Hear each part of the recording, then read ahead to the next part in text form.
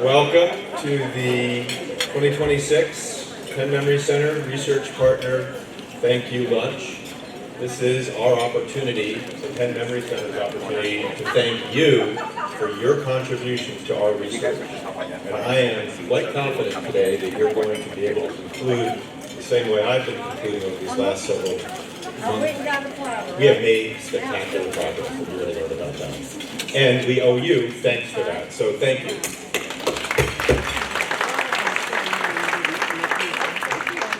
All food items that were low will be restocked. It is a cornucopia right now. If you don't have a seat yet, any open seat is available. I am particularly proud about this year because this is a record year for us. Is that okay? It's a record year in registration. Okay, let's come over here. We are at capacity. If we have just one more person in here, the fire department's going to kick us all out. So, no, it's been a spectacular crowd. And, you know, I mentioned this to David Wolk, and David, ever the empiricist, tried to crush my poetic sensibilities and reminded me that we have more studies this year than any other year, hence more participants. But then I flashed back with my poetic sensibility. I said, but David, we have multiple people inviting multiple guests, friends and family, and that used to never happen. And that tells me something. That tells me that people are willing to share what we're doing with friends and with family. That the shame and the stigmas are blowing away, and in return is the clear light and air of truth and honest and open conversation. So thank you. That really made me thrilled. Having said that, we have to call people and make them disinvite the crowd. Well. Anyway, the agenda is up here, and it will conclude, as it always does, with a keynote from our director, David Wolk, and after that, with 30 minutes of question and answer, which leads me, at each of your table, you have some items. Everyone has a David. You asked, and we listened. And I received. We gave you a notebook, and in that notebook, handy pocket notebook, you are encouraged to write down any questions and notes. Thank you. So that over the course of the presentations, jot down your questions, and during the Q&A, and in the interval after the Q&A, you can ask those questions and take this home and use it as a handy notebook as well. It is promoting our podcast, The Age of Aging, which I urge you to listen to. We'll tell you a little bit more about that. And yes, we truly listen. You have a pen to write your questions. You also have your booklet, which lists on the cover the agenda for today. And inside, we have curated a list of our ongoing recruiting research opportunities, our programs and services, and on the back, all of our communications opportunities. And with each is a QR code that you can scan to learn more about each of those opportunities. In particular, on the back, signing up for our weekly email newsletters, as well as taking a listen to and subscribing to our podcast, The Age of Aging. That's your tables. There's 2 seats right here. Excuse me. So, I'd like briefly to introduce our staff. And they are in this room, scattered throughout. Some are still outside, making sure there's room for you all. And I'd like to just ask our teams in the research coordination and research staff to raise your hands, or otherwise signify your presence. Back there, our social work, neuropsychology, and clinical staff. And our outreach and communications team. And I have to point them out, Terry Casey's over there. Having said that, I'd like now to take the opportunity for you all to introduce yourselves to each other. Terry and I thought long and hard, and Dahlia and I thought long and hard about this, and here's what we're going to do. Over the next few slides, I'm going to put up slides that show you the research programs we're doing, the coordinators who are involved in those, and I'd like the persons who are participants in, as participants or study partners in those studies, to just simply raise your hand. So, we have a robust program studying the anti-amyloid therapies, leukemia, and donanemab. You'll hear more about that from Dr. Brown. If you are a participant in the anti-amyloid therapy monitoring study, ALTERNATE, or the study examining treatment decisions around Alzheimer's therapy, just raise your hand. Signify. I'm in that study. I'm part of that study. I'm a study partner. Brilliant. Thank you. And you can see the many research staff that are involved in that. That's more staff than we had at the Memory Center when I started in 1990. Sorry, I should have said that. When I started a while ago, we had like 5 coordinators. Look at how many we have now just for that study. And moving over to clinical trials. If you are interested in the AHEAD study, the START study, the ONO study, please raise your hand. Let people know. And again, you see the staff here involved that make that study possible. Our studies to understand the natural history of disease and improve the diagnosis are listed here. Our flagship study with hundreds of participants, the Aging Brain Cohort Study is there with its sub-studies. I won't list them all out, nor will I attempt to remember them. Of course, ADNI and APEX. And if you're interested in those studies, please raise your hand, signify it. This is our flagship study for the major discoveries we're making. Thank you. And look at the size of the team that makes that possible. Funded by NIH-funded research. We did it. And finally, our studies to translate and disseminate our discoveries into clinical practice. You see them listed here, and you'll hear more about them from my colleague, in fact, following me, Dr. Kyra O'Brien. Please raise your hand if you're in one of those studies. And finally, I want to acknowledge a very important participant in our research. There are the individuals from whom we gather data. And then there are the individuals we call study partners. And it is a crucial role to give us data about the person we're studying, and also to help do the work of the study, bringing the person in, getting the appointment scheduled, making sure that in between study procedures are being done. And so I would like, if you are a study partner, to give you the opportunity as a study partner to raise your hand so that we can thank you for your contribution. Without study partners, this research would not be possible. And I know it's work, and we have made great efforts to make sure that, frankly, our compensation addresses that. Literally, the cash we try to give for being in our research. Almost wrapping up here.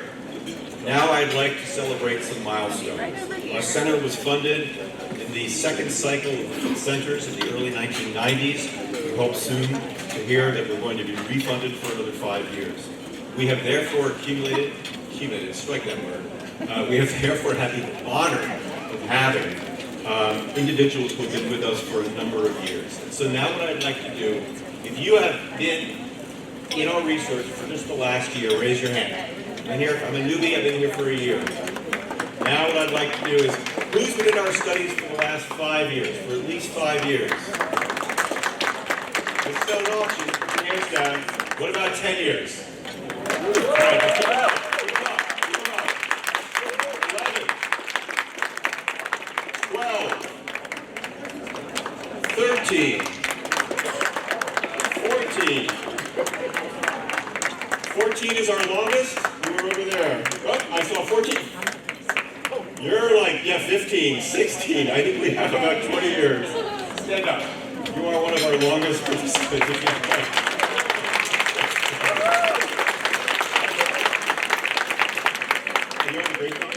Make progress in diagnosis and in treatment, I am confident that we will be having people in our research for decades. I'd like to finally thank our community advisory board and our participant advisory board. They give us honest, candid critiques about what we're doing, what we're not doing, how we can do it better, and I want to thank you for your contributions. And finally, before I turn the podium over to my colleague and friend, Dr. Kyra O'Brien, I would like to take a moment to remember those who in the last year we sadly have lost. We'll just take a moment to remember those who sadly we have lost. These diseases.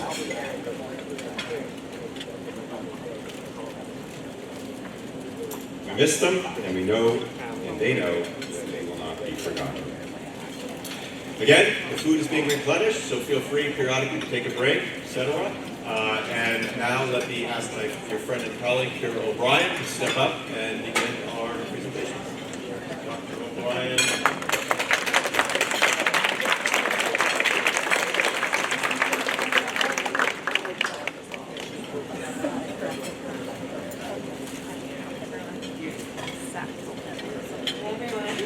So this is my second year talking about the GUIDE program. The first year we hadn't implemented it yet, so I'm excited to give you some updates about our progress.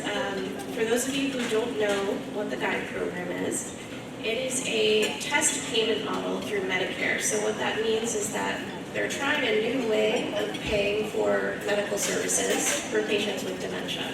So rather than the traditional, we provide a service, we bill for it, there's a set of bundled services for patients with dementia and their caregivers that we provide, and they provide payment for that bundled care. The idea behind doing this is that it supports implementation of new care models. So while it is a clinical model, it's also kind of research broadly across the country, looking to see if these programs improve outcomes for people living with dementia and their families.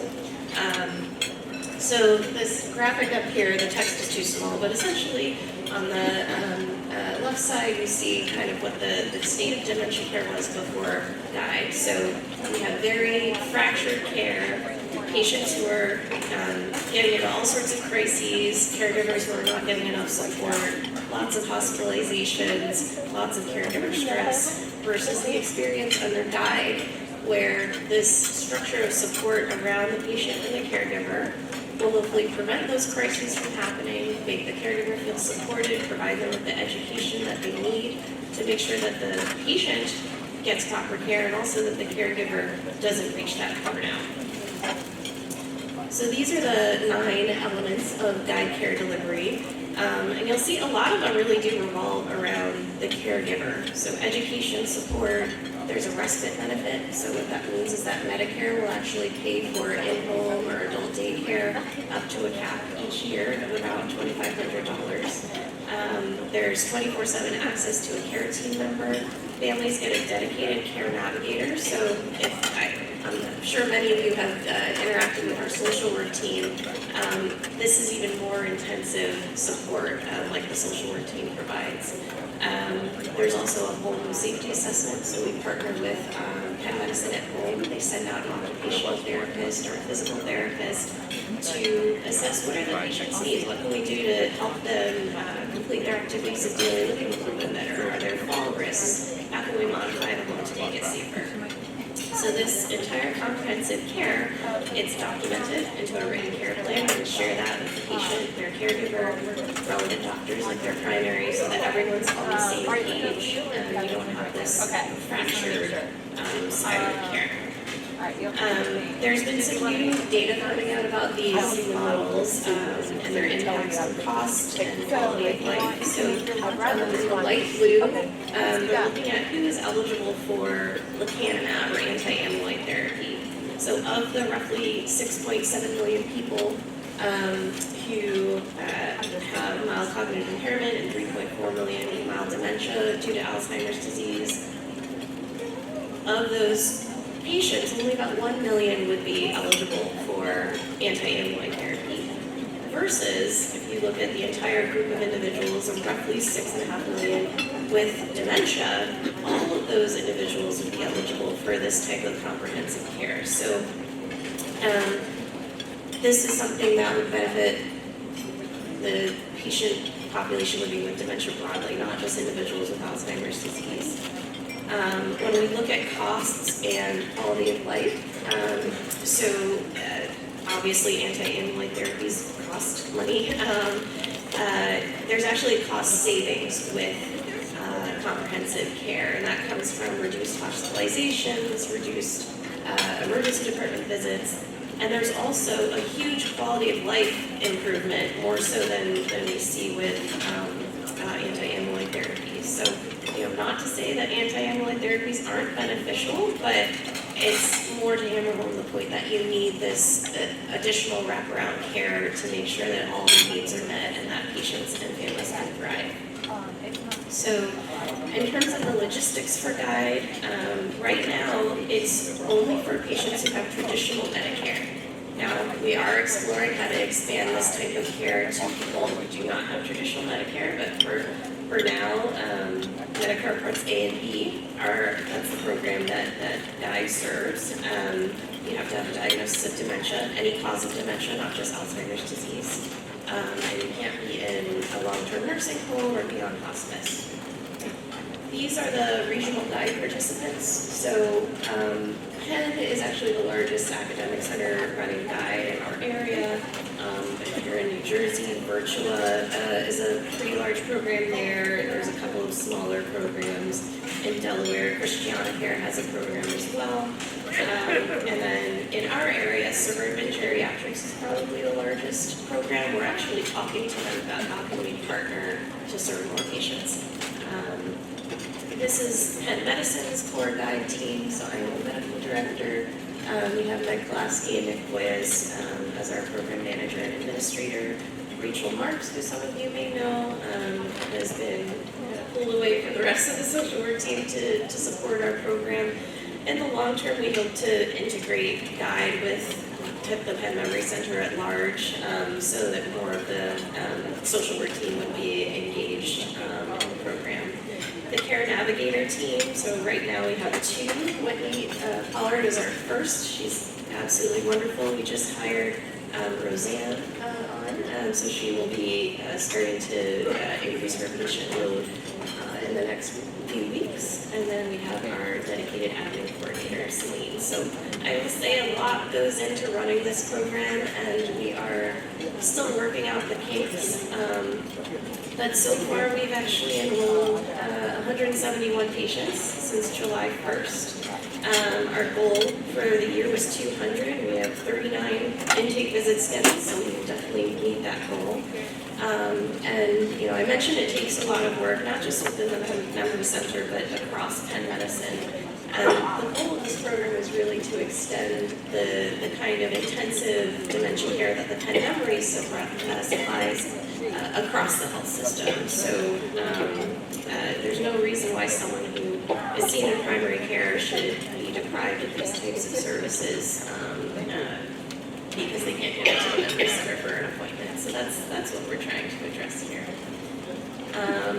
For anyone who's interested in the Guide program, wants to learn more, knows someone who might benefit from these services, here's the program information logistics. So we currently serve these 5 counties. In the next couple of years, we hope to expand beyond that. And here's our phone line, email, website. It's very easy to get enrolled. So I think I'll be on the Q&A panel later and happy to answer any questions you have. Okay, thank you.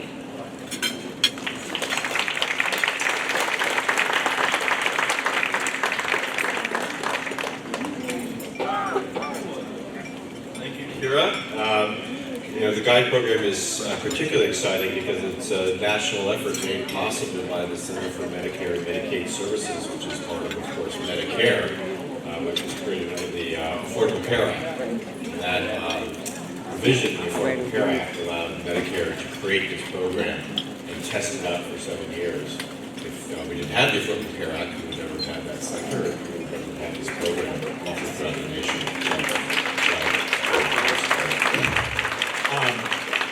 And now I have the great pleasure to introduce my dear friend and colleague, Alison Lynn, who will be talking about our social work programs and related programs. Alison?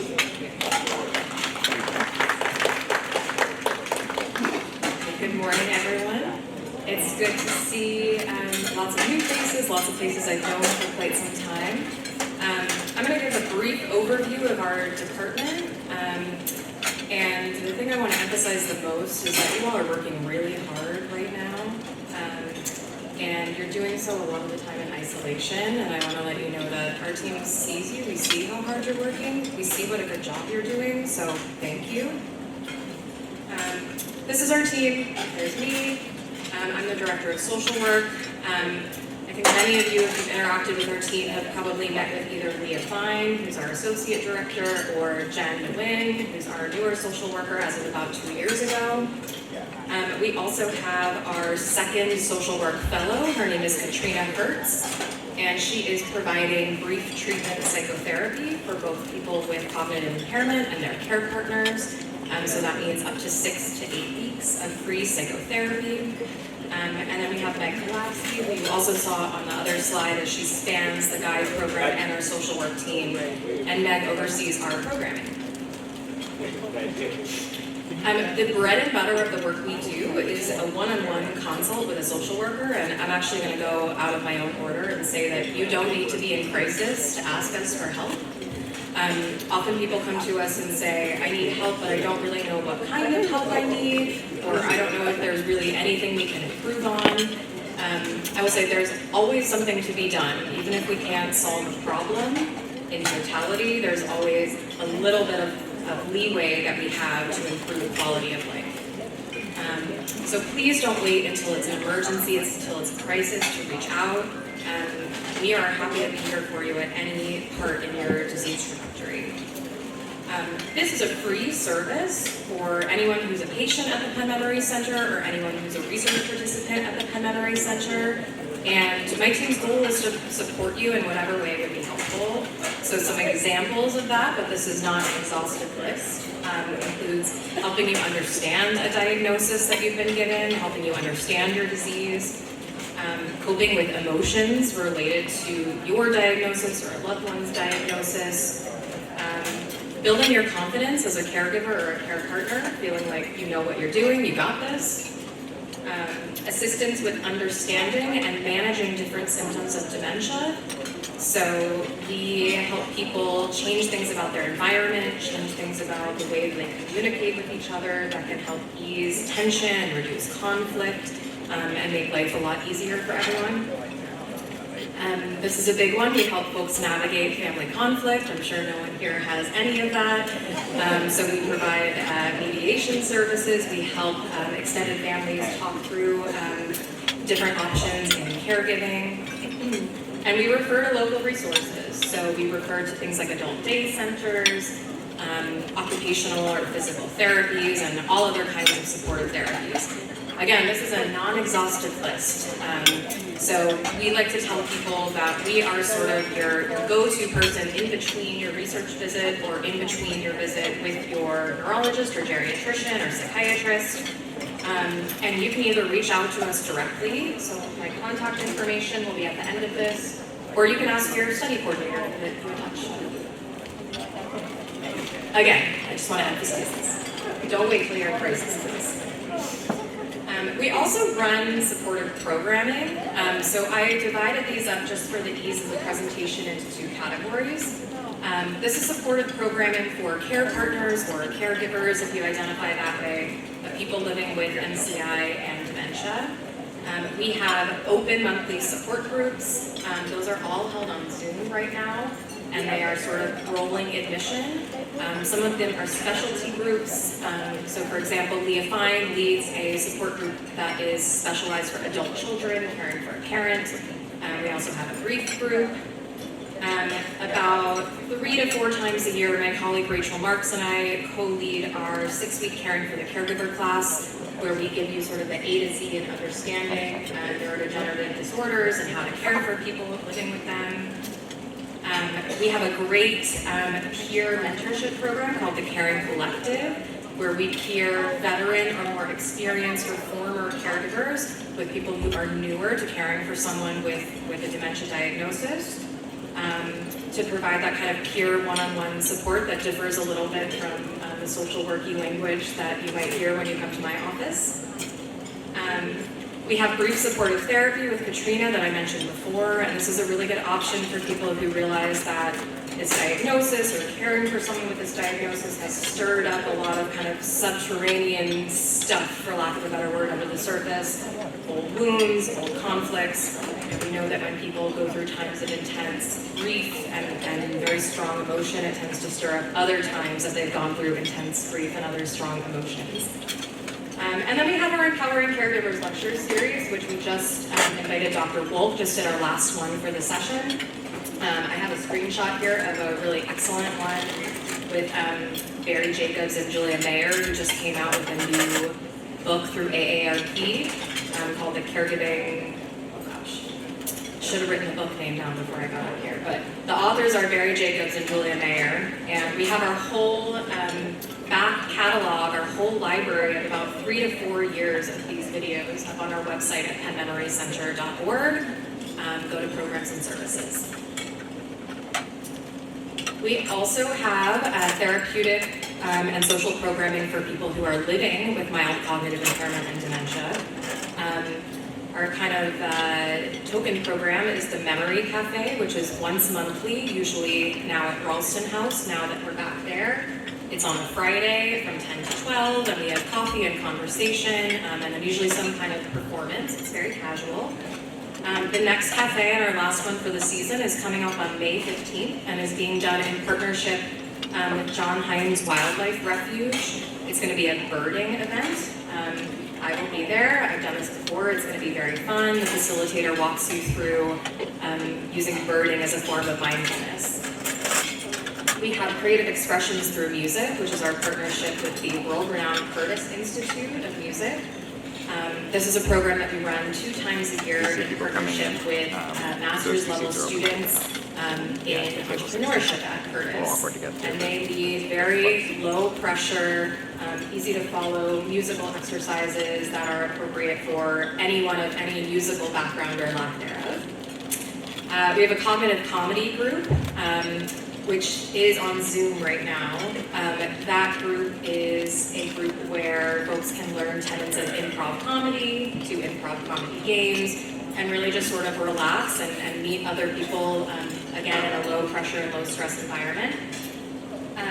Dr. Dawn Mechanic-Hamilton, who I believe is speaking after me, runs once or twice a year a psychotherapy group, a cognitive fitness psychotherapy group for folks with mild cognitive impairment and early stage dementia, who are working on adapting their lives and adjusting to life with this new diagnosis. And then finally, we have one-off programming every now and then.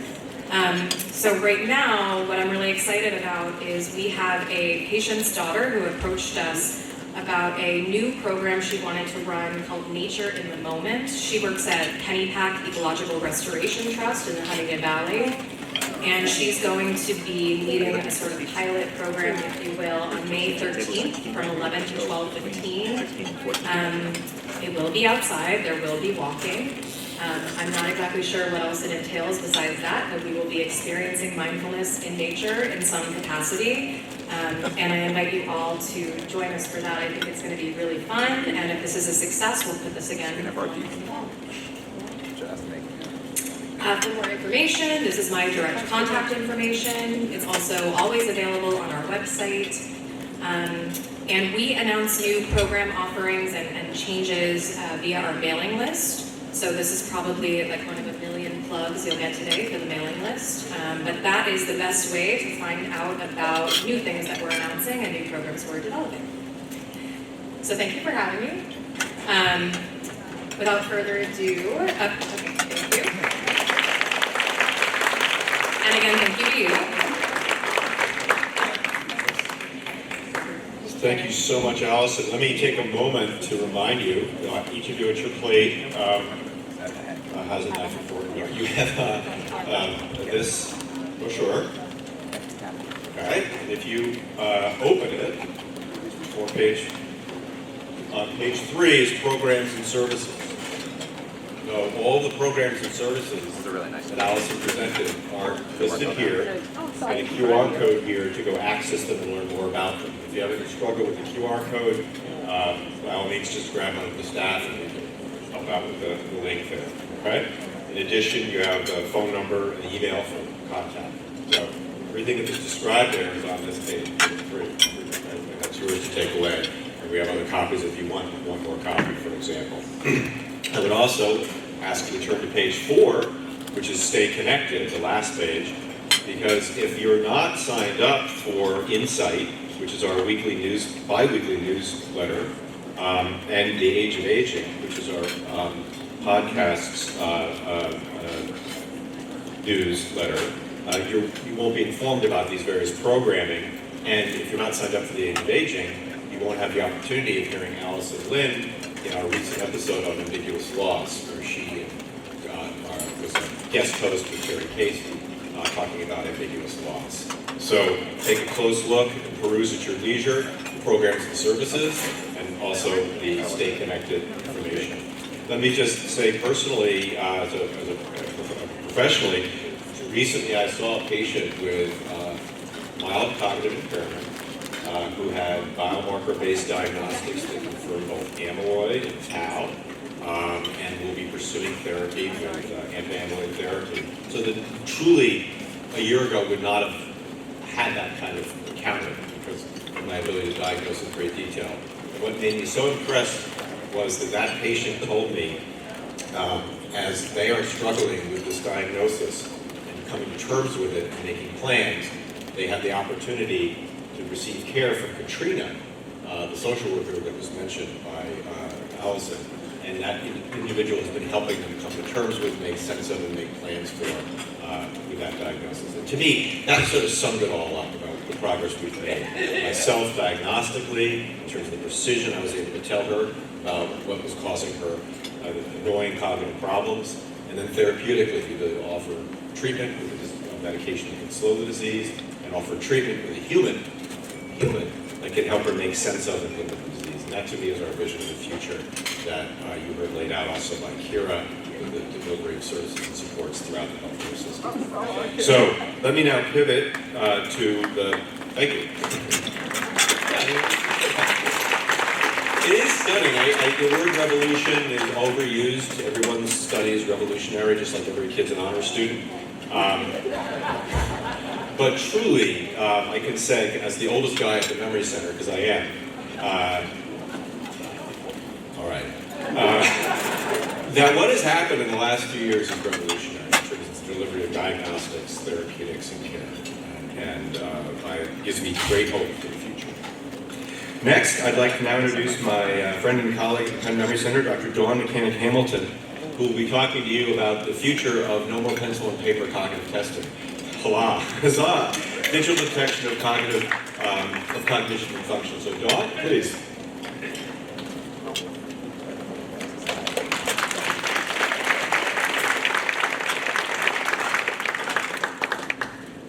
Hi everyone, good to see you all, and thank you for being here, and thank you for all of your participation. Certainly, all of the things that we're doing in partnership with you would not be possible without all the time and the effort that you're putting into it. So thank you.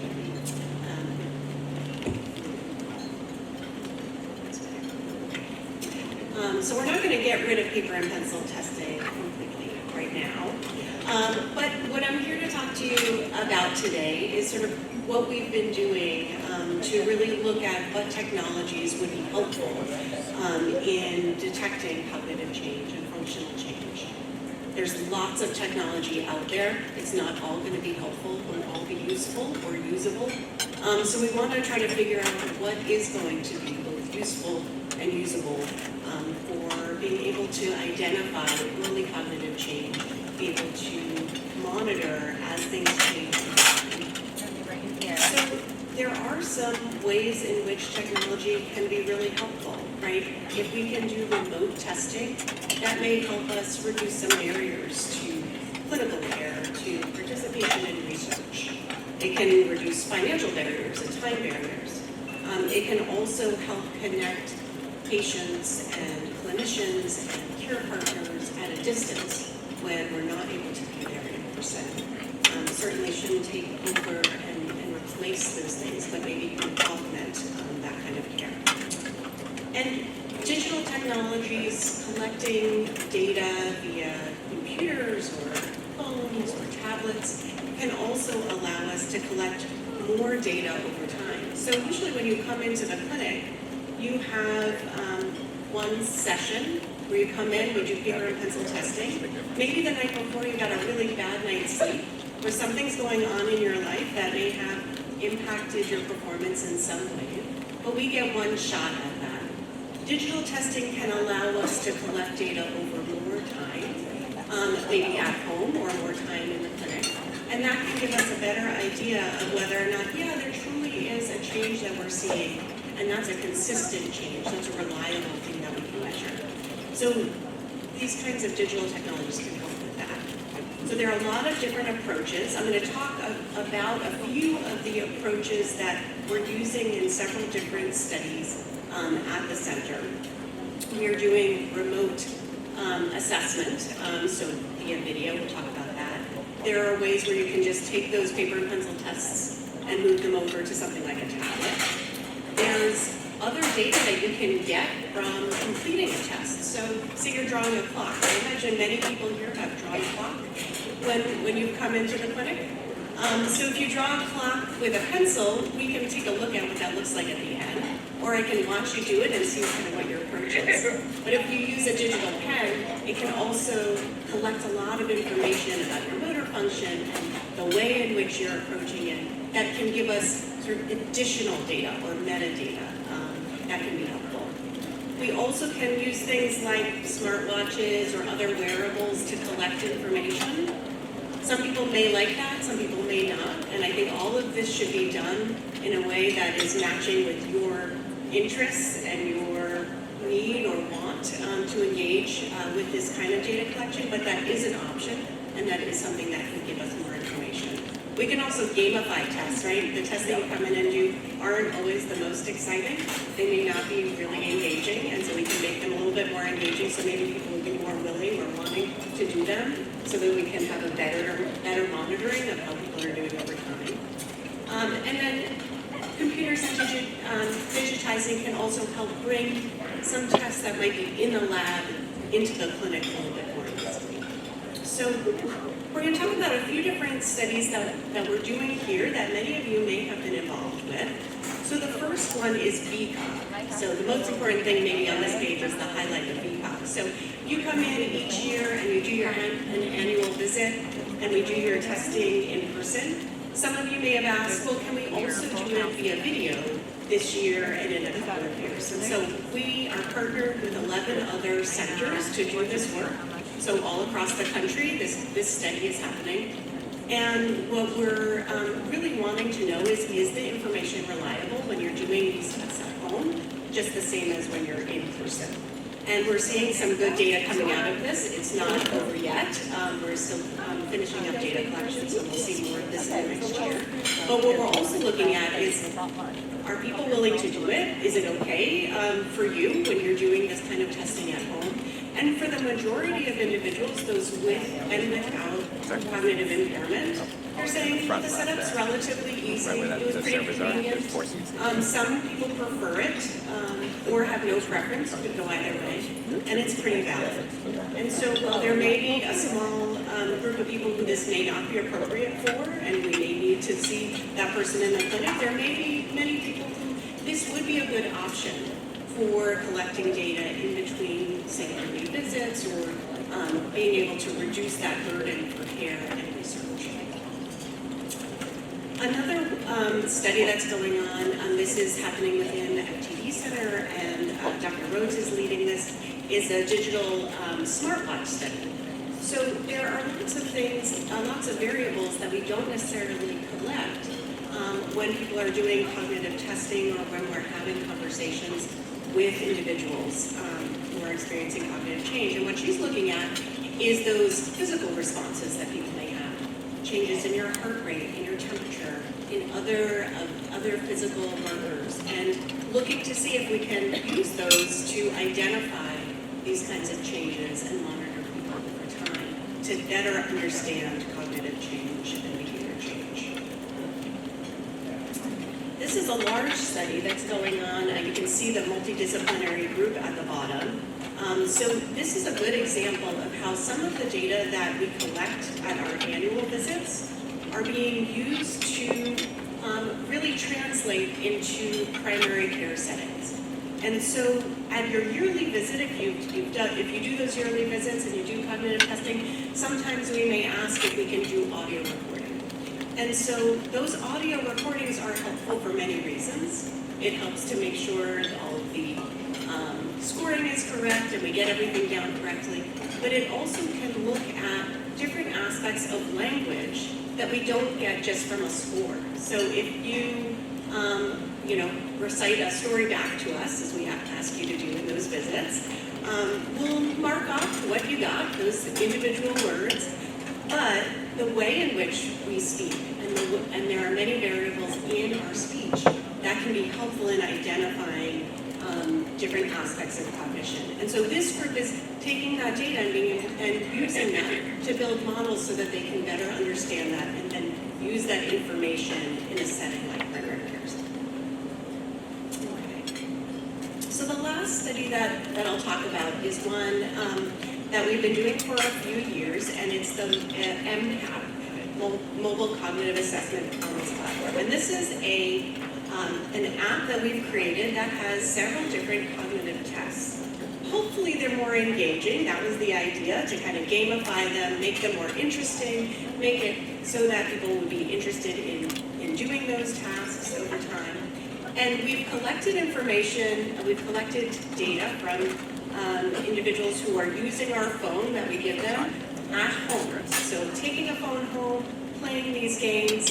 If you're in the ABC or in the ABC Spirit study, you may have done this and taken the phone home for 2 weeks. We're now also doing this within the anti-amyloid therapy monitoring study, which you're going to hear more about from Dr. Brown next.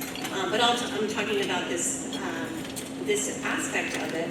And so we want to know whether or not doing that cognitive testing on a phone like that is feasible. Is it usable? Is it something people would do, interested in doing? Does it give us similar data as we would get if you came in and do a paper pencil test?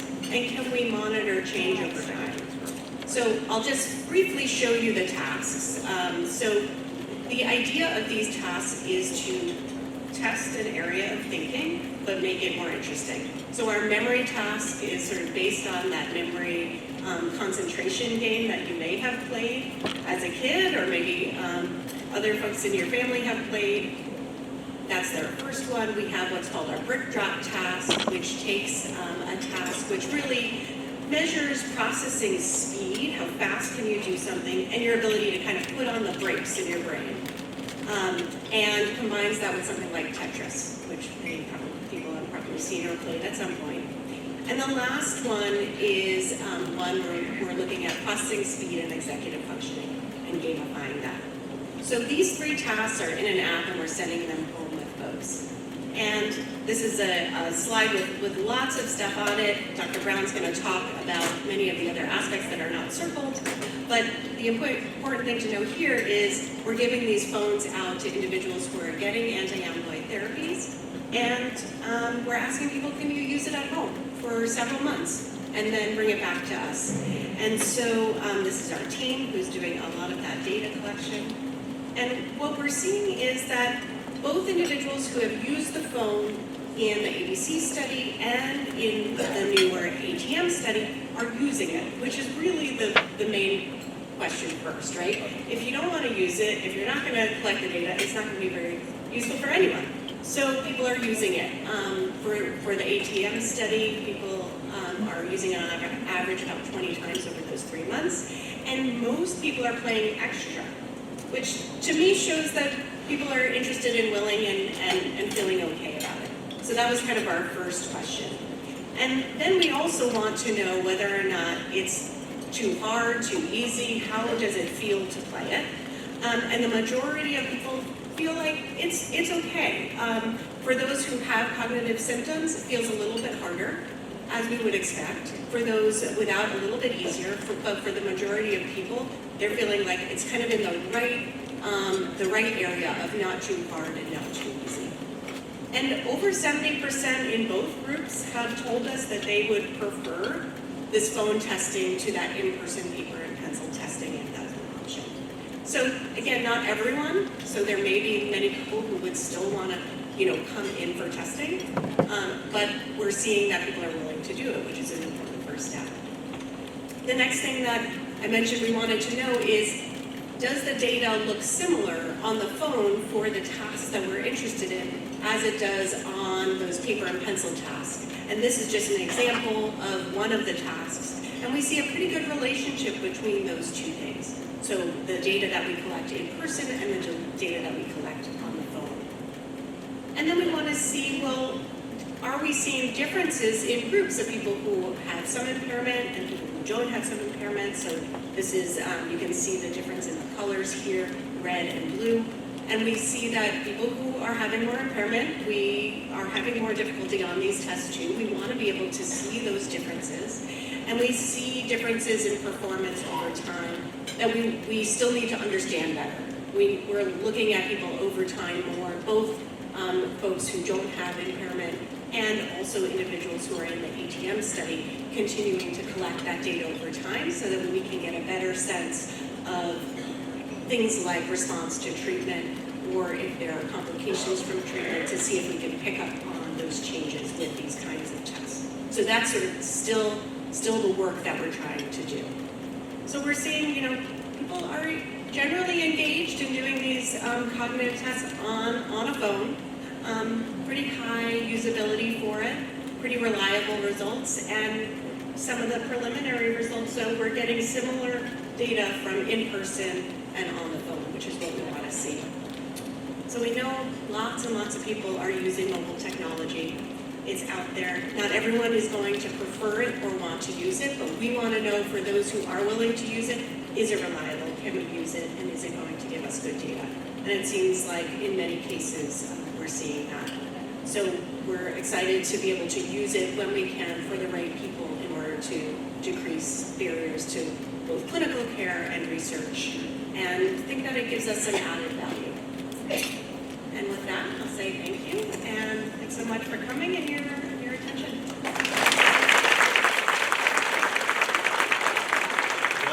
How exciting it is that we'll be saving on trees, because that's the thing we're testing. We'll go the way of horses and buggies, etc. But no, seriously, the opportunity of digital testing to get real-time, rapid assessments will substantially improve our ability to detect cognitive impairment. We're particularly excited about the ability to detect it even before we can measure the pencil paper test because of the sensitivity of those tests. So it's a very exciting time here for measuring the brain. With that, I'd like to transition to our next talk, which will be from Dr. Chris Brown, one of our clinicians and researchers, who will be talking about the research he's leading here on studying anti-amyloid therapies. So please welcome Dr. Christopher Brown.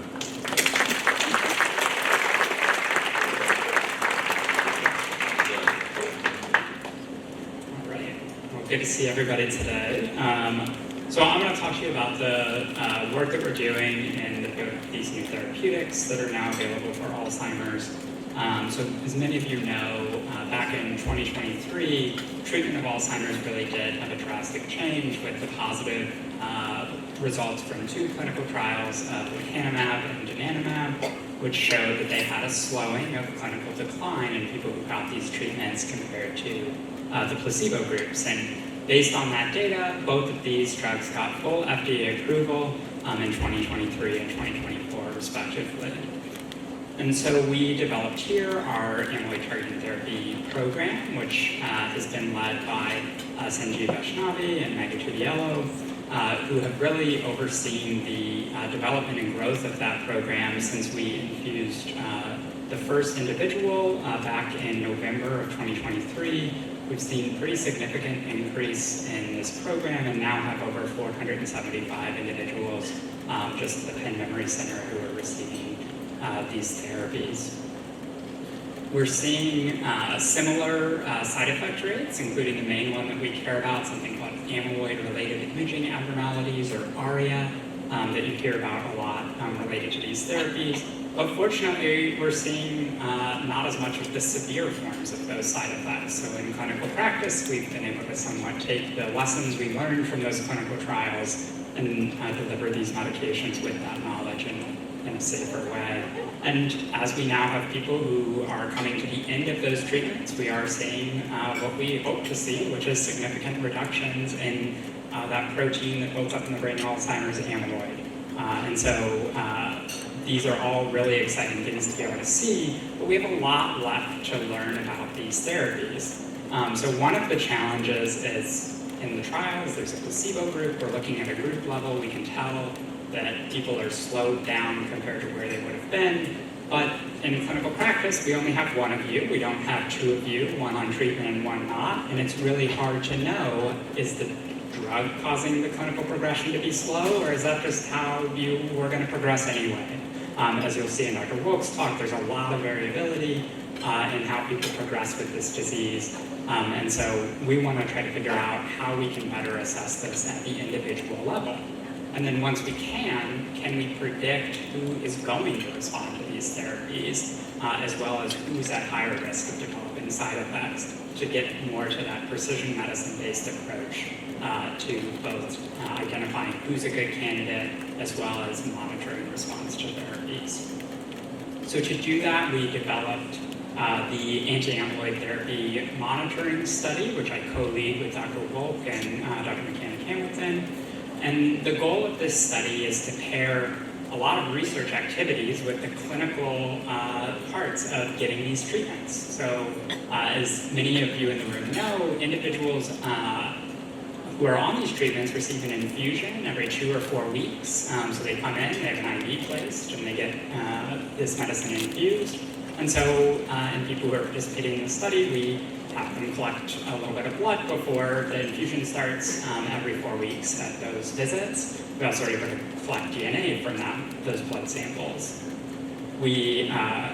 Individuals have to have frequent MRIs in the first year in order to be able to monitor for safety. And so what we've done is we've added some additional advanced research MRIs, the kinds of MRIs that many of you who have participated in our studies over the years have done. And so we're trying to apply those into these individuals receiving treatment so that we can better understand maybe response to therapy and side effects. And then as Dr. Hamilton mentioned, we're also using this MCAT platform to look at digital cognitive assessment.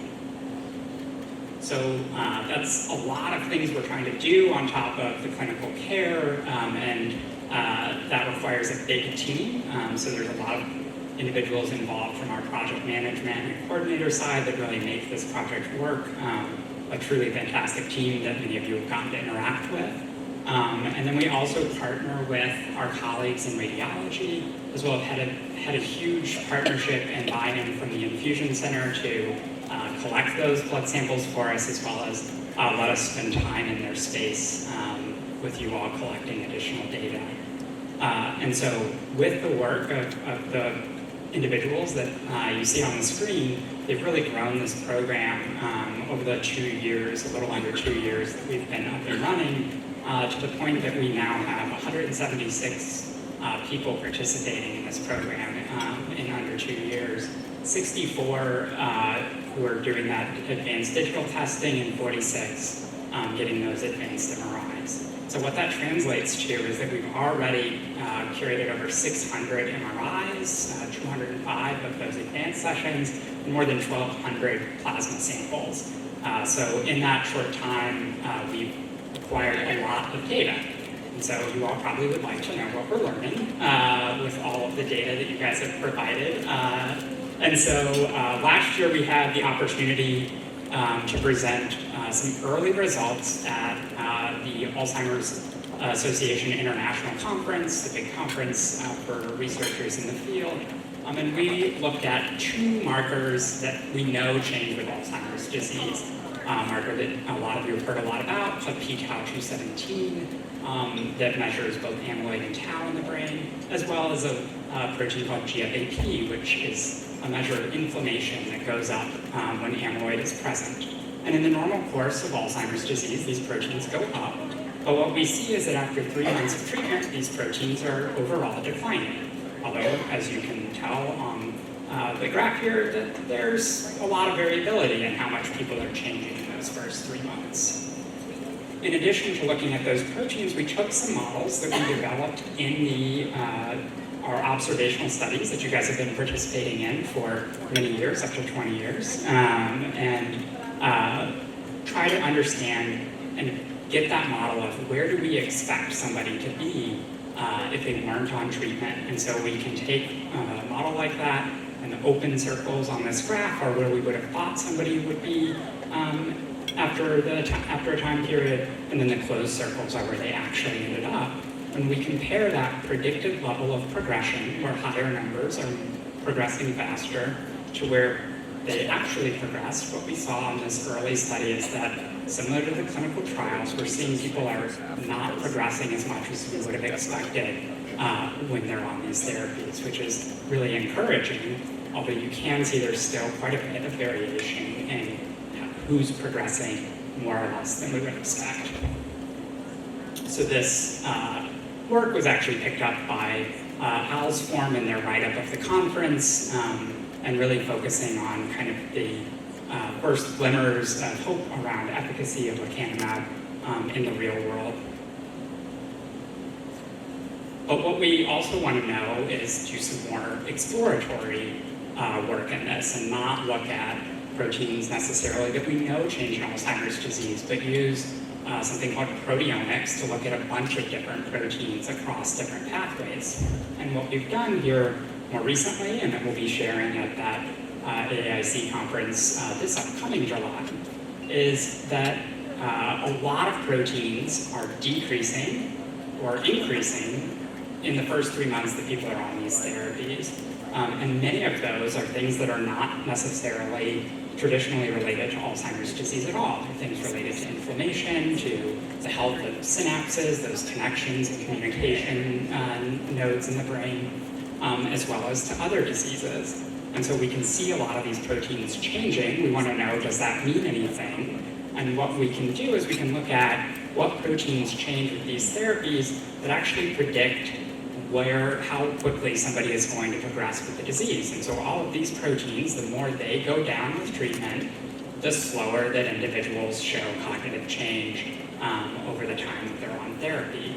And so we're starting to try to work on finding these signals that can tell us who's responding to the treatment, who's going to have kind of a slower course after they've been on this therapy. So it's still early, but really exciting work that we're able to maybe look at biology and look at all of these different pathways to figure out who are the responders to this therapy. Moving on a little bit to talk about the other side of things, the side effects that these therapies have. One of them, the main one that we worry about, is something called ARIA, which is swelling or inflammation in the brain. And in our advanced imaging study, one of the things that we've developed is actually this new version of an imaging scan that shows up these white spots that are ARIA a lot more clearly. So particularly if you look at something like this that a radiologist has to look at and say, I think there's ARIA compared to our technique, which you can see is considerably brighter. And so this is something we're working on right now with our partners in radiology to kind of show that this is hopefully narrowing the gap from an expert radiologist reviewer to kind of the general person who would be looking at these scans, so that we can again scale this monitoring for safety without losing that expertise that we have in places like Penn. And then we're also trying to look at what exactly is changing during ARIA. And so we're using a technique called diffusion MRI that looks at the brain's microstructure and tries to get more at the cellular level as to what is changing in the course of this, so we can better understand mechanistically what's going on and potentially find pathways to reduce risk. And so, what have we learned so far is that early results are looking like we're showing a slowing of clinical progression, that these therapies have big biologic effects even beyond the proteins that are involved in Alzheimer's disease, even early on in treatment, and those sort of proteomic measures may help us better predict outcomes, but we're still working to better identify ARIA risk and identify those most likely to benefit. And then many people who have participated in this study are actually enrolling and participating in the ABC study after they finish, which is a great way for us to continue following individuals and find out how these treatments are beneficial in the long term. So thank you all for your attention, and again, thank you so much for all of the participation and data that you guys have been willing to provide.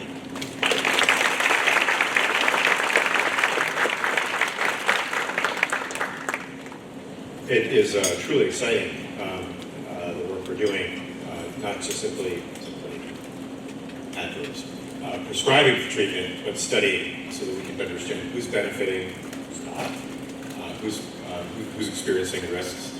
And I think the work that you presented shows our effort to integrate our clinical work with our clinical research. It also is an example of the power of philanthropy, because the initial support to make that possible was a philanthropic gift to support that research. And in these times where our responsiveness of our federal funders have been very variable. Philanthropy has been all over. I had the great privilege a year ago to be in Toronto, seated next to my Penn Memory Center co-director and the director of our program, David Wolk, during the Alzheimer's Association International Conference during a session. And Dave and I were sitting there, and all of a sudden I hear Dave's name, and then I hear Dave's name again. And it was really touching. Multiple presentations were repeatedly evoking the Wolk criteria, namely the work that David led to develop diagnostic criteria for limbic-associated age-related TDP encephalopathy. Say that 10 times fast. Otherwise known as late, which is one of the probably most common causes or contributors to causing disabling cognitive impairments in 80-plus-year-old. And truly, his name, and he took the lead to put this together. He's at the lead, and it is such a great honor to hear how colleagues in the field across the world speak of the Wolk criteria. And so with that, I'd like to introduce the Wolk criteria alive and well. David Wolk.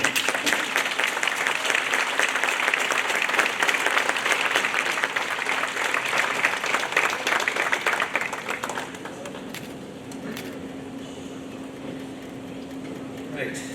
Hello, everyone.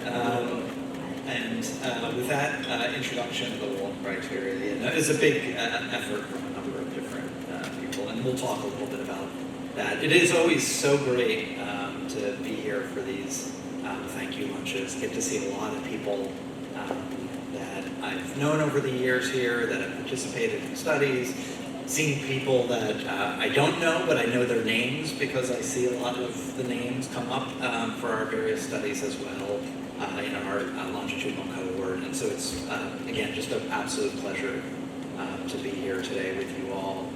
I think what I'm going to try to talk about today, the things I want you to take home, and I think Jason and the earlier talks really underscore this, is just how dynamic the field is right now. I think, from year to year, things are changing really rapidly.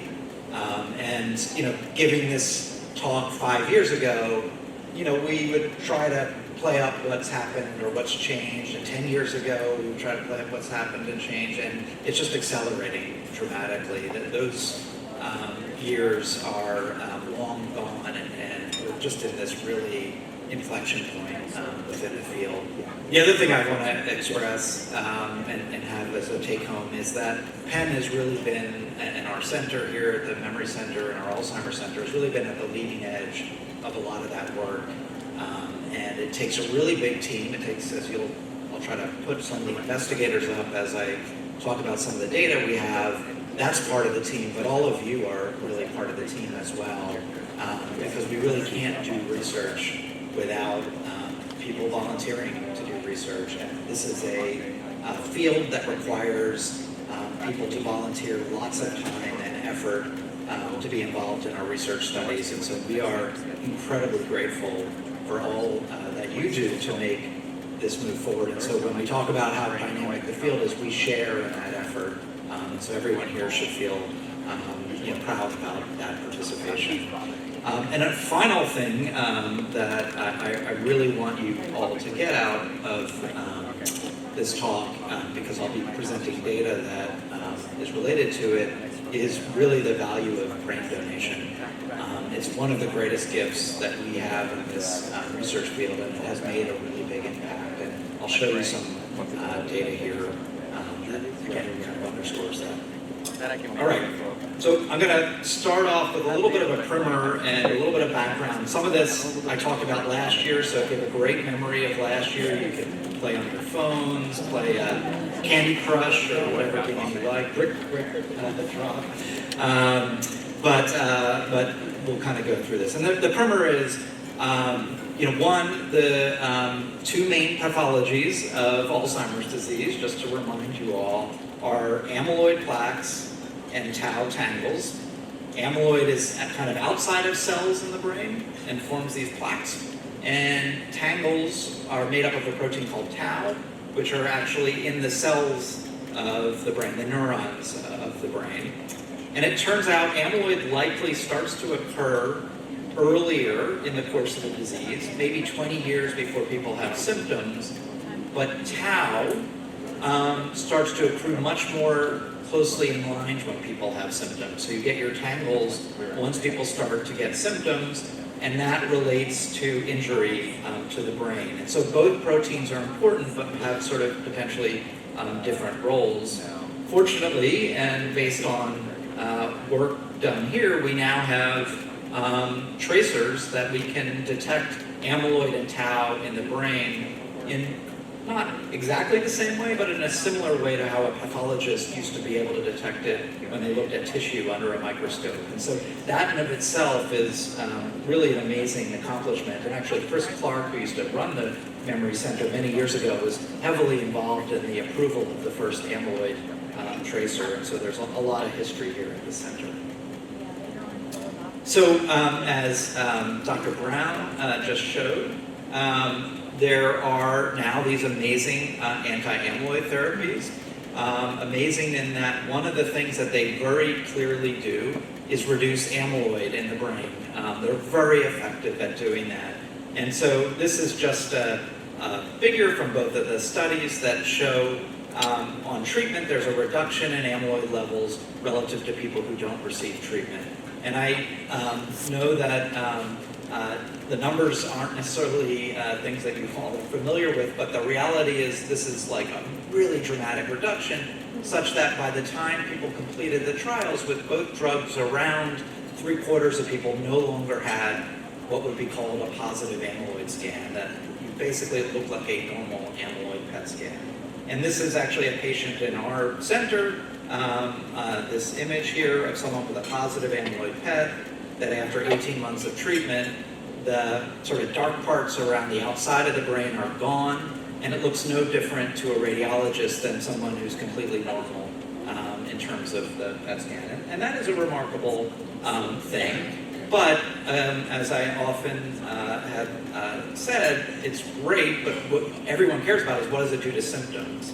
And the effects are more modest than the effects on the amyloid. So we reduce the amyloid greatly, but the drugs seem to slow the disease down on average by about 1/3 when you look across the studies. And they're, by the way, very, very similarly efficacious. So these drugs work pretty similar to each other. One isn't likely better than the other, at least in terms of its effect. And so one question is, why isn't this effect more, right? We're getting completely rid of amyloid. Why aren't people doing even better on these drugs than what we see here? And so there are likely a lot of reasons why that's the case, but I think at least one really important reason, and Chris mentioned this earlier, is that Alzheimer's disease is an incredibly heterogeneous disease. And I think if you all talk to each other and talked about your experiences with this disease, I think you'll all have very, very different experiences, because the disease just affects people in different ways, different timing to it, different kinds of symptoms.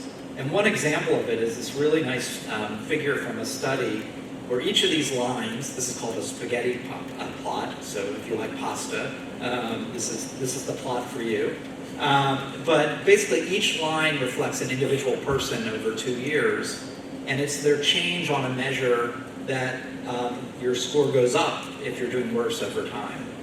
And it's just a mess of people, right? There's some people who do really a lot worse in just a year on this, and then others who don't really change much at all on this. And so it's a really dramatic difference that we can see across patients in terms of their course of disease. And one of the things we've been interested in is trying to understand the sort of different dimensions and causes of heterogeneity. So like the speed of progression, as I'm just showing there, can be very variable across people. How old you are when you get the disease can be very variable. We have people who get the disease in their 80s and 90s, and we have people, unfortunately, who get the disease in their 50s and even 40s with the condition. What symptoms you have with it, whether you have more behavioral symptoms, so like people can have agitation, hallucinations, or do you have more language problems? Do you have more memory problems? So all these things are quite heterogeneous about the disease. And one of the most important ones that we think a lot about here at Penn, and Penn has a real tradition of thinking about, is the idea that there are lots of other pathologies that often occur with Alzheimer's disease. And so what do I mean by that? So this is from our brain bank at Penn, which includes people who participated in our studies and have donated brains. And these are autopsy-confirmed Alzheimer's disease cases. So a pathologist looks under the microscope and says, this is someone with Alzheimer's disease. And what they have found, and what we found in our brain bank is, yes, people have Alzheimer's disease, but they often have these other pathologies in the brain as well. And so there are two other proteins that tend to be the most common that occur with Alzheimer's. One is a protein called alpha-synuclein, which you may have heard of as being related to Parkinson's disease or Lewy body disease. That's the main protein of that condition. And then the other is this TDP-43 protein, which, by the way, was discovered here at Penn about 15 years ago by Virginia Lee. That at first was found associated with ALS and a condition called frontotemporal dementia, but turns out is also the protein that is part of this condition that Jason mentioned earlier called late, or limbic predominant age-related TDP-43 encephalopathy. But the bottom line is only about a third of Alzheimer's disease is just Alzheimer's disease. So about 2/3 of it has these other proteins associated with it. And then moreover, and this is from one of our collaborative sites, Rush University, that also has an Alzheimer's center. In their brain bank, they also looked at vascular disease in their Alzheimer's patients. And if you include vascular disease, then this little sliver here, a baby blue sliver, is patients who have Alzheimer's disease and just have Alzheimer's disease. So I like to say the most atypical form of Alzheimer's disease is Alzheimer's disease, because it just never occurs or rarely occurs in complete isolation. And so kind of going back, well, why didn't we see more of an effect with these drugs? Why is there a 35% effect? I'm sure, but I would bet a lot that at least part of that is due to the fact that there are often other pathologies, and there may be a ceiling when you kind of group everyone together to how much you can slow down disease if you're just targeting one of those proteins, which is amyloid. And one of the things we as a center have really tried to work quite hard to do is to try to understand in any given patient and overall how much is Alzheimer's the thing that's driving their symptoms. And it's a really challenging thing, and I'll talk a little bit about a few of our approaches. But Rush University, again, that other Alzheimer's center, did do a study where they looked in their cohort of autopsies, and they were able to estimate kind of the attributable risk of Alzheimer's pathology to people having symptoms of the disease. So how much did Alzheimer's disease drive symptoms of Alzheimer's disease? I know it sounds like I'm speaking in riddles, but about less than half of Alzheimer's is driven by Alzheimer's disease pathology. These other pathologies account for a significant, another 30%, 25%, things like late and Lewy body pathology. And then there's another 20-25% that are due to things we don't know yet. And those might be due to things like resilience factors or other things that you can do to protect your brain. And so I think there's a lot still for us to discover. Not to put too fine a point on it, but this is the actual data, this little blur, from the study of donanemab for their phase 3 trial, the trial that led to the disease, to the drug being approved. And this is, again, a measure, in this case, going down is worse, and this is over the 18 months of the trial. And again, every line represents an individual, and it's just a big blur again.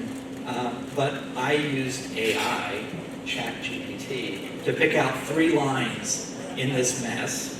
And I asked it to do particular things. One was to pick them out so they were 3 people who all started at the same point with regard to their thinking. And this was the first line. And so this is someone who didn't change over time on the drug. we could say this person had an amazing response, right? They just didn't change. And I would say they're at a level of impairment where you kind of expect them to change a little bit over that time period. Here's another person. This person changed a fair bit more than that first person. Again, started at the same point. And here's another person. They really declined when they were treated with this drug. And so to kind of get back to what Dr. Brown was saying, we need to know this before we treat people so we can better determine who's likely to develop benefit from the drug versus who might have more side effects. And I think this is like the million-dollar question in our field that we're working really hard to figure out. And the reality is where we want to get in our field, and I've brought this up in the past, is to kind of what has been referred to as precision or personalized medicine, where you really learn about any individual patient in terms of the biology, their lifestyle factors, the things that have occurred to them in the environment of their life, their medications and other conditions that they have, their genetics, so that you can give the right drug to the right person or the right intervention, maybe not a drug, to person A versus person B, and so we can best, understand how to treat people as well as possible. And that, again, is really the sort of ethos of the anti-amyloid therapy monitoring program we're doing, is to start to try to collect that data and really measure outcomes in people who participate in that study. And I would say, and we, like Dr. Karlawish mentioned earlier, we put in our Alzheimer's Disease Research Center grant about 6 or 7 months ago. That is our NIH-funded program, and it was really built around trying to understand heterogeneity. And the way we try to understand heterogeneity is by studying and really trying to understand in our patients their genetics, what other medical problems they have. And one of the things that we've really tried to do now, as many of you know who participate in our longitudinal studies, is understand something called the exposome, which is defined as kind of your life exposures. So things like education, and things like food needs, things like stress, pollution, which I'll talk about in a little bit. Really to try to understand how those things influence how people change over time and how that affects thinking. We link all that in people who donate their brains to the pathologies that we see, so we can best understand how those things influence pathology.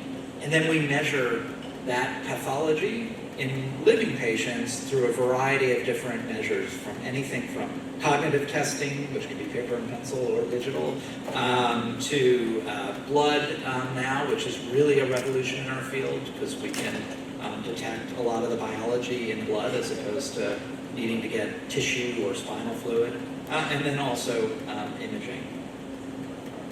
One thing that came out about a year and a half ago was a sort of update of a list of lifestyle factors that really influence either you can frame it as your risk or your resilience to Alzheimer's disease. This is the so-called Lancet Commission. I don't know why I said it's so-called. It actually is called the Lancet Commission. But the Lancet Commission put out, based on lots and lots of data, that there are a variety of lifestyle factors that greatly influence your risk of developing dementia, or, again, I think framing it the other way, your ability to tolerate more pathology in your brain so you live longer without having symptoms of these conditions. And I can't see because I'm too vain to put on my glasses, so I can't read any of these, but they include things like education, cardiovascular risk factors, sleep, hearing loss, so use your hearing aids, please. But if we actually had a great public health policy to reduce a lot of these kinds of risks, we would have a significant impact on reducing the amount of Alzheimer's disease. One of them that they did include this time that they didn't before was pollution. And our group has done a lot of work trying to study pollution. And actually, this paper got a lot of attention. This was led by my colleague, Eddie Lee, who's an associate director of the Alzheimer Center, where he took from our brain bank, did something where, based on satellite data, you can look where people live and determine what their exposure is to particulate pollution, something called PM 2.5. And you can actually look at that over years and years. There's these amazing databases which we've actually incorporated into our data set so that we can link this. And what he found very simply was that pollution and exposure to it was directly related to how much Alzheimer's pathology there was in the brain, that it had a direct influence on the buildup of plaques and tangles in the brain. In fact, this got a lot of attention. There was a really nice New York Times article talking about this. We've been trying to look at this now in living patients as well. And actually, Holly Elser, who is, some of you may know, who's a clinical fellow this year, but will be faculty next year, so we're very excited that she's staying here. She's done a lot of work on pollution as well, and we've looked within something called the Penn Medicine Brain Bank, which are basically Penn Medicine patients, where they donate their blood for research, basically any kind of research. And she again looked at these kind of geocoded satellite images of pollution across the Philadelphia area and how that relates to a variety of blood-based biomarkers. And what she has found, actually, one of those inflammatory measures that Dr. Brown talked about that goes up in Alzheimer's and down with treatment, that pollution exposure increases that inflammatory marker in your blood. And she has some other data showing it in relationship to p-tau217, other markers of Alzheimer's disease. And so, and I should say, we're trying to look at this also in our cohort now of that many of you are participating in. She also is involved in a very a study that got a lot of attention about wildfires in the West Coast and the risk of dementia increasing as well. And so I bring up some of this work to say, one, we're trying to tackle this disease from multiple angles, but two, I think these kinds of data have real policy implications for how we think about the environment and global warming and other things, that those are actually going to influence health, and so it's important to advocate for good environmental stewardship, if you will. All right, so let's get back, though, to these co-pathologies. One of them I mentioned, and that obviously I'm very interested in, is this co-pathology of late, which occurs in probably 2/3 to half of patients with Alzheimer's disease. So what is late? It is basically, just like Alzheimer's has amyloid and tau, this disease has a protein called TDP-43 that forms clumps that particularly affect memory areas of the brain. And so it's actually a mimic of Alzheimer's disease. And I think historically, for probably decades, some patients that we thought had Alzheimer's disease actually had this condition instead of Alzheimer's disease. It's very common as you get older, so people in 75, and even as you get into your 8th and 9th decade, it becomes much more common. But it's even more common with Alzheimer's than it is alone. And so while it's a mimic of Alzheimer's, it often co-occurs with Alzheimer's as well.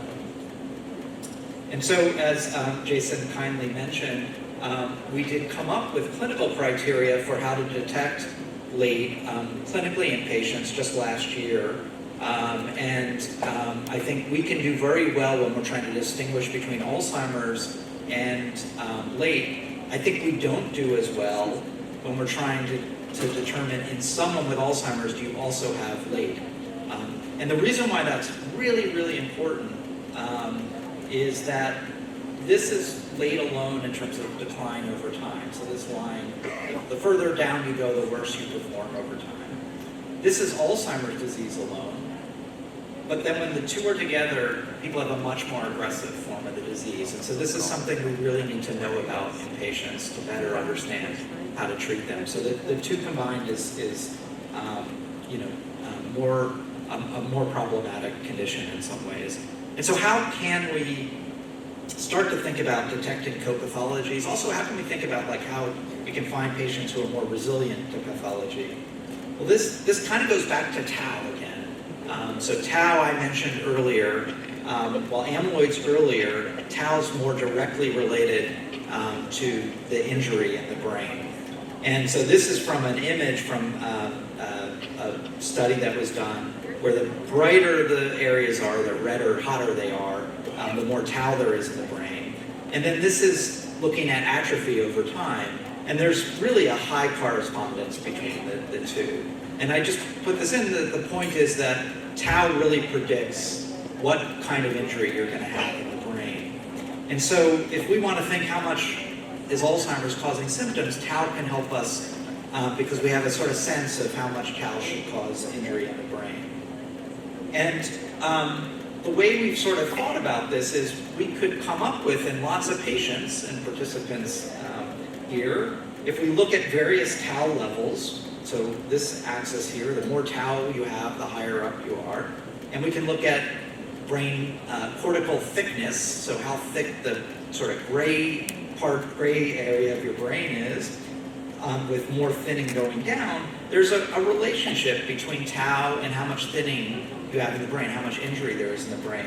But an interesting thing is we see patients who have a lot less injury to their brain than we expect for their amount of tau. And then we see patients who have a lot more than we expect for tau. And we think, and have more and more data to support this, that those with less injury are more resilient. And so we want to learn about those patients. And those that have more atrophy or thinning, those patients are more vulnerable. And many of them, we think, have co-pathologies. And so we've been doing lots of work to try to link all of this together. And I'm not going to go through this slide, but I think they're pretty images. One of the things we do when people donate their brain is we do a lot of post-mortem imaging of the brain. So we actually image with MRI a hemisphere of the brain. We use actually lots of AI and deep learning techniques on the histology to really quantify the pathology of the brain. And we can actually link what we see in the histology to these images, the MRI scans that we do in someone's donated brain, and then bring that back into living patients' brains. This is how we learn about how to measure things in the brain in living patients. And so one thing we did is we looked in the memory area of the brain, the hippocampus, and we related how much tau there is to brain shrinkage in that part of the brain. So it's the same thing as what I showed you before. Instead of with imaging, now actual measures of tau pathology. So the more you are, you go over here. The lower your volume is, the further down you go. And you get this nice relationship. But if you plug in all the cases with late, they're well below that. They're all these vulnerable patients. They are mismatched with the amount of tau. So they have more atrophy than we'd expect for a given level of tau. And so that's really kind of been a clue to us as to how to detect this in living patients. This is just another pretty image of showing you can actually map out point by point where we see that abnormality. And in red it's just exactly where TDP43 is. And I should say this is work done by one of our grad students. Really nice work. So we've taken that information then and tried to apply this to our patients. So we look at a measure of tau in living patients to a really fancy measure of the memory area of the brain. And we actually do find these mismatched patients, these patients who have more atrophy than we'd expect. And they look very much like they have late based on our imaging. And importantly, when we look at these cases, they also show more decline that looks like late. So in red this is a memory measure. Red is these people who seem to have late with Alzheimer's disease that we're measuring in this manner. And black are kind of typical patients, and in blue are actually these resilient patients. And the thing you see is the resilient patients actually have not much change over time. So again, we want to know who's resilient, because maybe you wouldn't want to treat someone who's more resilient, or maybe they do even better with the treatment. But people with this co-pathology seem to decline more rapidly. And the point I want to make is that we're now trying to take these models and apply them to patients we're treating in our amyloid therapy monitoring program. And that's going to really help us learn, does it make a difference how we treat patients based on these different characteristics? And about a third of our patients in that program have some evidence of being in each of these different groups. So I've been talking a lot about tau, and one question that people often ask us when they're thinking about these anti-amyloid therapy programs is, you say tau is what seems to drive symptoms. What does amyloid removal do to tau? Because it would seem like you'd want tau to go down or not to spread as much if these drugs are really sort of bending the curve. And the reality is it's kind of unclear at this point how much it affects tau. There's been kind of mixed results on tau PET imaging in the studies. But again, the clinical benefits suggest there should be a change. And the other problem we have is, because these drugs are so new, it's a good problem in some ways, we don't have a lot of autopsy data in patients because patients just haven't been on these drugs long enough. But that then brings me to a case, a very special case that we had here at Penn, who unfortunately developed cognitive symptoms in his 50s, so early 50s. And he was sort of disorganized, he had visual, spatial difficulties, and then he was diagnosed with Alzheimer's disease, ultimately with a spinal fluid test and an amyloid PET scan. And he participated in one of the sort of the first approved drug, anti-amyloid therapy drugs called aducanumab. And he got 30 doses of the medicine, so that was over a couple of, they're monthly, so this was over a couple of years. And he had a couple episodes of ARIA. Each of them were relatively mild, and so he could continue in the study. And his amyloid with this drug, which is not quite as good at removing amyloid from the brain as the two that we're using now, he had really significant the drop in his amyloid levels from where he started, but it didn't completely clear. This just shows his testing over time on the mini-mental status examination, which I'm sure some of you are familiar with, and when he got the therapy. The bottom line was he had a pretty slow course, so over 10 years or longer, he had a relatively slow course, which in someone his age actually is a little less common. Sometimes it can be more aggressive in that age range. He had ARIA, just to show you what ARIA looks like, we talk about it all the time, but don't show you. This is the sort of bright area we see on a scan. It can be pretty subtle sometimes, and that's why oftentimes it doesn't really cause symptoms. And then this is his amyloid PET scan at baseline. The hotter colors means higher amyloid, and then right next to it is his amyloid PET scan after treatment. And so again, a really remarkable reduction in amyloid, but not complete. And so we actually, and this is work led by Chris Brown, we have looked at areas that cleared, which is in black, and then areas that didn't clear that are in white. So they, I might be saying it wrong, I think I had it reversed. But basically we saw some areas that cleared and didn't, and then if you look at it overlapped on the tau PET scan, the areas that cleared, so it is the ones surrounding black, tended to have very little tau in their brain, whereas the areas that didn't clear had much higher levels of tau in the brain. And then Eddie Lee, who I mentioned earlier, did the autopsy on this case, and the case had Alzheimer's disease, also had some of that alpha-synuclein pathology, and then something called cerebral amyloid angiopathy. But Eddie called me the minute he got this autopsy, because he had never seen anything like this. And Eddie doesn't call me that much. He doesn't really like me.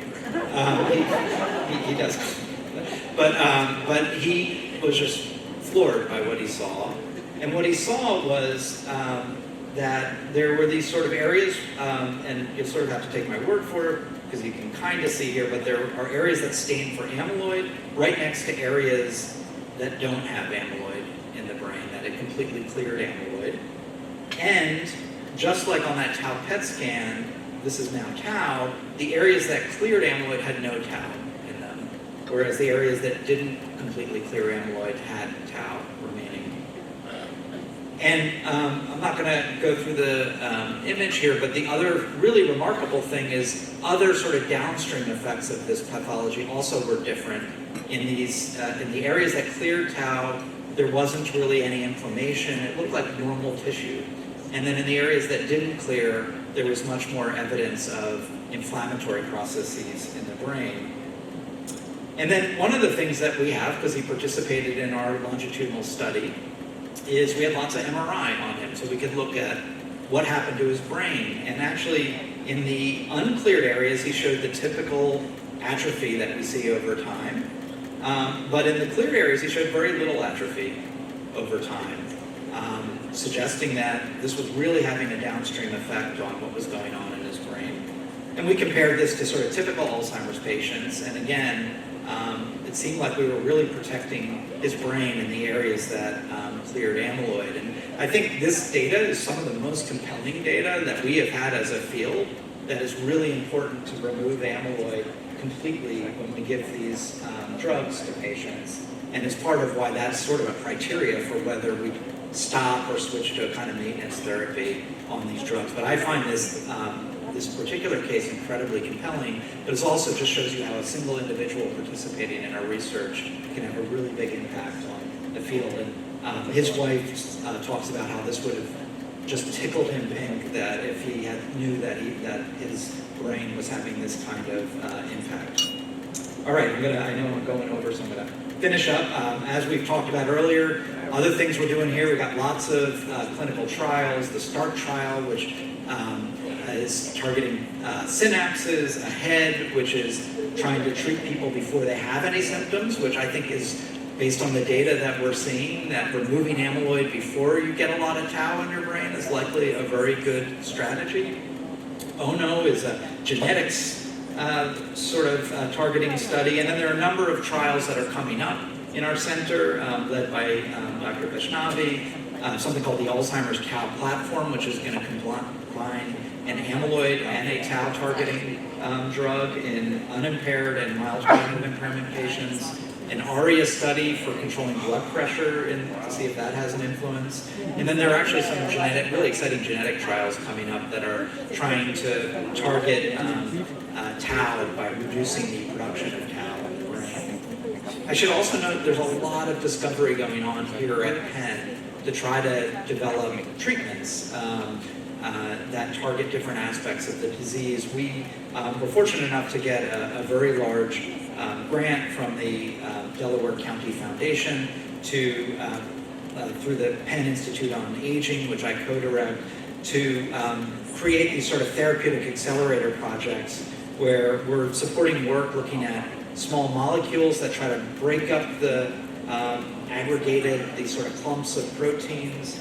Another one that's a gene therapy to try to turn off a gene that influences downstream effects of the disease. A really amazing one that looks to replace inflammatory cells that are causing problems in the brain with ones that actually promote better health in the brain. And then also RNA therapies, which Penn is really famous for because of mRNA, that is targeting the production of proteins like tau and alpha-synuclein in the brain. And I should also note, we talk a lot about amyloid targeting. There are lots of drugs in the pipeline right now. This is a list of, or sort of image of all the drugs that right now are being tested that are targeting many different things, even outside amyloid and tau, targeting inflammation. There's environmental kinds of non-pharmacologic therapies that are also being tested as well. So again, it's just a truly, truly dynamic time. And so with that, I'm going to end. I will just note some of my colleagues who helped with some of this research, but I really appreciate all of your attention. So thank you very much.